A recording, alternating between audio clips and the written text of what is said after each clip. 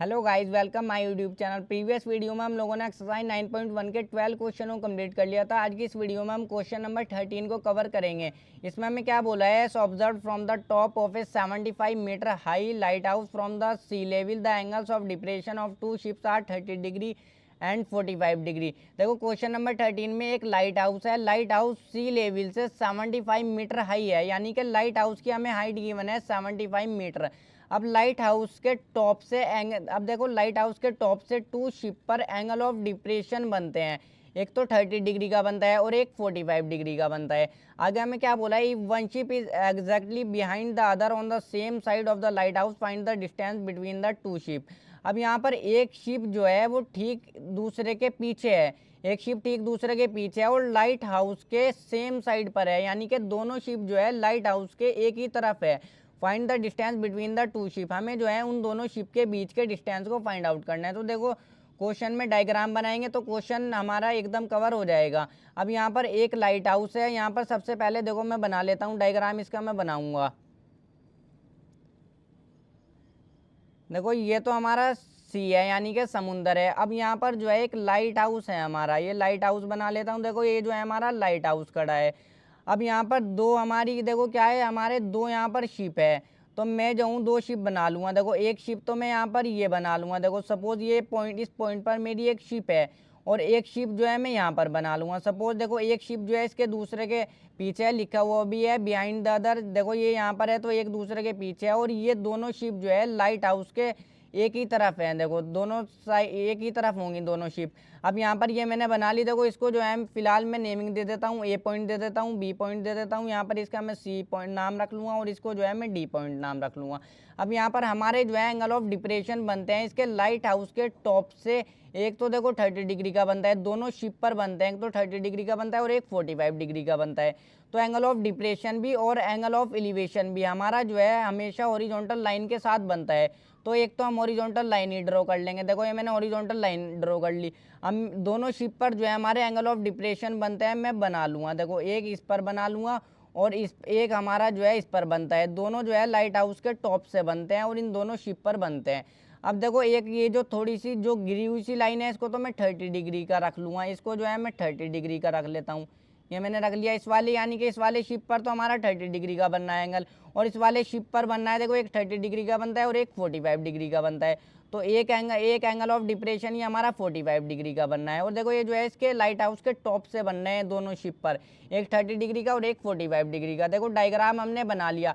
अब यहाँ पर एक चीज़ को ध्यान से समझो। देखो ये हमारी ओरिजोनटल लाइन है और ये भी हमारी ओरिजोनटल लाइन है, तो ये दोनों लाइन जो है एक दूसरे के पैरेलल है। अब देखो ये हमारा जेड की फॉर्म में बनना है, दोनों पैरेलल लाइन है और इसको जो है ये ट्रांसवर्सल लाइन कट कर रही है। अब जो ये वाला एंगल होगा ना हमारा, ये वाला एंगल, वही हमारा जो है ये वाला एंगल होगा, यानी कि 30 डिग्री का होगा हमारा ये वाला एंगल भी। देखो क्लास 9th का कॉन्सेप्ट आपने पढ़ा होगा, जब भी दो पैरेलल लाइन होगी और इसको एक ट्रांसवर्सल लाइन कट करेगी तो ये एंगल इसके इक्वल होगा और ये एंगल इसके इक्वल होगा, अल्टरनेटिव इंटीरियर एंगल। यहाँ पर भी यही सेम कंडीशन है, हमने चैप्टर 6 में भी पढ़ा। अब देखो ये भी हमारा एक जेड की फॉर्म में बनना है, दो पैरेलल लाइन है, ये भी हमारा जेड की फॉर्म में बनना है। तो ये वाला एंगल जो है हमारा इस वाले एंगल के इक्वल होगा। ये वाला 45 का है तो ये वाला भी हमारा 45 का हो जाएगा। तो देखो बस डायग्राम हमारा कंप्लीट हो गया। अब यहाँ पर हम इसको सॉल्व करते हैं। यहाँ पर लिख लो here A B is the lighthouse. देखो ये जो ए बी है हमारा, ये हमारा लाइट हाउस है। एंड लिखो एंड सी और डी पॉइंट हमारे क्या है, देखो सी और डी जो है हमारा आर द शिप्स। ये जो है हमारे देखो शिप है, इन शिप पर ही ये जो है एंगल ऑफ डिप्रेशन बनते हैं इसके लाइट हाउस के टॉप से। तो बस इसको सॉल्व करेंगे। हमें जो है देखो इन दोनों के बीच, शिप के बीच का डिस्टेंस को फाइंड आउट करना है, यानी कि सी डी को, मुझे सी और डी के बीच के डिस्टेंस को फाइंड आउट करना है। अब देखो मैं सबसे पहले मैं ट्राइंगल ले लेता हूँ। इन ट्राइंगल ए बी सी, यहाँ पर लाइट हाउस की हमें हाइट भी गिवन है। लाइट हाउस की हाइट है 75 मीटर। ट्राइंगल ले लेता हूँ ए बी सी, एक साइड परपेंडिकुलर ले लूँगा और एक साइड बेस ले लूँगा। ए बी हमारी परपेंडिकुलर है और बी सी हमारी बेस है। परपेंडिकुलर अपॉन बेस होता है tan थीटा। अब मैंने ट्राइंगल लिया है A B C, triangle A B C में हमारा एंगल बनता है 45 डिग्री का, तो थीटा की जगह पर 45 डिग्री आ जाएगा। अब देखो अब तो कैलकुलेशन तो इसकी बिल्कुल आसानी होती है। ए बी की वैल्यू हमारी 75 गिवन है, मेन चीज़ डायग्राम ही बनाना होता है। बी सी की वैल्यू हम यहाँ पर से फाइंड आउट करेंगे। tan 45 की वैल्यू हमारी 1 होती है। तो देखो यहाँ पर साइड में को कर लेता हूँ मैं, चाहे तो यहाँ पर ही कर लेता हूँ। देखो क्रॉस मल्टीप्लाई हो जाएगी, BC की मल्टीप्लाई 1 में तो BC और 75 की मल्टीप्लाई 1 में तो 75।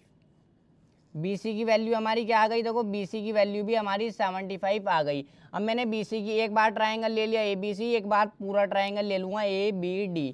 तो इन ट्रायंगल ABD इसमें भी मैं परपेंडिकुलर अपॉन बेस रख लूँगा। परपेंडिकुलर हमारी AB है, परपेंडिकुलर हमारी AB है देखो, और बेस है हमारी BD। देखो बेस इस बार पूरा ट्रायंगल लिया है ABD। यहाँ पर ये लाइन मत ड्रॉ करना, समझाने के लिए मैं इस तरीके से ड्रॉ कर लेता हूँ। ये बेस जो है हमारी पूरी है BD, तो इस बार बेस हम इसको रख लेंगे। अब देखो इस BD को जो है मैं BC पहले मैं BD रख लेता हूँ। देखो मैं BD रख लेता हूँ, परपेंडिकुलर अपॉन बेस होता है tan थीटा। अब यहाँ पर मैंने ट्रायंगल लिया है ABD। ट्रायंगल ABD में हमारा एंगल बनता है 30 डिग्री का, तो थीटा की जगह पर हम 30 डिग्री रख देंगे। यहाँ पर AB की वैल्यू देखो हमें गिवन है, AB की वैल्यू हमारी 75। अब इस BD को जो है देखो मैं BC प्लस में CD लिख सकता हूँ, क्योंकि ये दोनों ऐड होकर ही हमारा बनता है BD। तो मैं इसको लिख सकता हूँ BC प्लस में CD। तो इसको लिख लो BC प्लस में CD is equal to tan 30 की वैल्यू हमारी क्या होती है, देखो tan 30 की वैल्यू होती है हमारी 1 अपॉन में √3। अब 75 अपॉन में BC प्लस में CD, BC की तो वैल्यू देखो मेरे पास है, मैंने अभी फाइंड आउट करी। तो 75 रख लो, प्लस में CD की वैल्यू को ही मुझे फाइंड आउट करना है। देखो CD की वैल्यू को ही मुझे फाइंड आउट करना है इज इक्वल टू 1 अपॉन में √3। अब यहाँ पर साइड में सॉल्व करता हूँ, क्रॉस मल्टीप्लाई कर दो, 75 की मल्टीप्लाई करो √3 में तो 75 √3 हो जाएगा। अब 75 प्लस CD की मल्टीप्लाई करो 1 में तो 75 प्लस में CD है हमारा एज इट इज़, तो 75 √3, और ये 75 इधर प्लस का इधर आ गया माइनस का 75 बन जाएगा इज इक्वल टू CD। अब देखो ये 75 √3 में से हम 75 को माइनस नहीं कर सकते, तो यहाँ पर से कॉमन आ जाएगा 75। अंदर क्या रह जाएगा, 75 से 75 कट जाएगा, अंदर हमारा √3 रह जाएगा, माइनस का निशान एज इट इज, 75 से 75 जाएगा, अंदर हमारा 1 is equal to CD। CD की वैल्यू हमारी यही आ जाएगी। तो यहाँ पर से हम फाइनल आंसर करके लिख देंगे हम, हैंस इस तरह हमारा देखो इसकी हमें क्या द डिस्टेंस बिटवीन शिप्स, इन दोनों के बीच के, इन दोनों देखो शिप के बीच के डिस्टेंस हमारा क्या आ जाएगा 75 और ब्रैकेट में √3 माइनस में 1 मीटर। यहाँ पर यूनिट भी ज़रूर लगा लेंगे, आंसर यही जो है हमारा आंसर हो जाएगा।